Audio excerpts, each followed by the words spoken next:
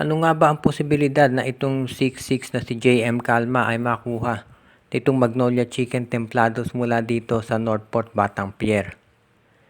Pagdating dito kasi sa Northport, usually ang nababanggit sa mga trade si William Navarro at si Kate Flores.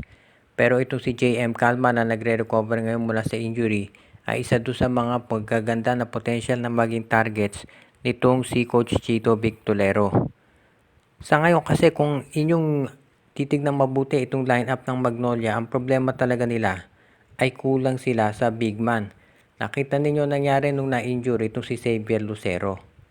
Nawala nung kanilang top rebounder na top local scorer at sa totoo lang hindi na masyadong consistent yung laro ni Ian Sanggalang.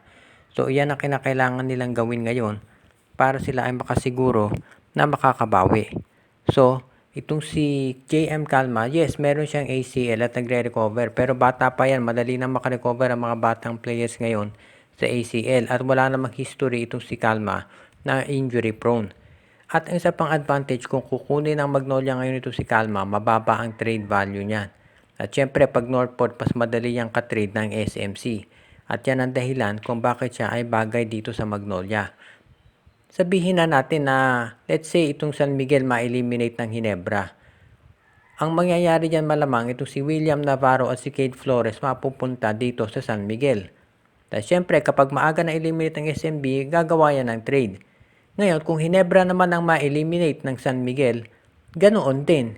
Kukuha rin ng big man itong Barangay Hinebra para nga magkaroon sila ng support kay Japet Aguilar. So malamang nga si Kate Flores at William Navarro sa Hinebra naman pupunta. Ibig sabihin, kung sino matalo sa Hinebra o SMB, doon dadalhin si Kate Flores at William Navarro. So paano na mangyayari sa Magnolia? At diyan na nga papasok itong si JM Calma dahil yan sa tingin ko ang magandang makuha nitong Magnolia Chicken Templados talaga para ito ay makatulong dito sa kanilang frontcourt. Hayaan na ito si Flores at Navarro dyan sa San Miguel at dito sa Hinebra. Dahil ito naman si Calma, kapag yan ay healthy, nakita natin kung ano na itulong yan dito sa Northport, Batang Pier. So sa tingin ko magiging magandang addition yan dito sa Magnolia Chicken Templados kung sakasakali. At kapag iyan ay natuloy, makikita rin natin na ito magiging magandang addition para dito sa Magnolia Chicken Templados, lalo na kung magagamit ng tama ni Coach Chito Victolero. Ang isang bentahe dito kay Calma, yan ay inside operator. So makatutulong yan dito kay James Laput at Ian Sanggalang.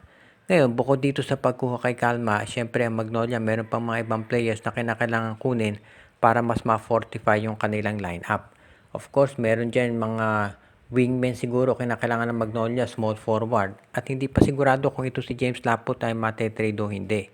Ito si Jeric Balanza, pwede na yang i-trade ng Magnolia.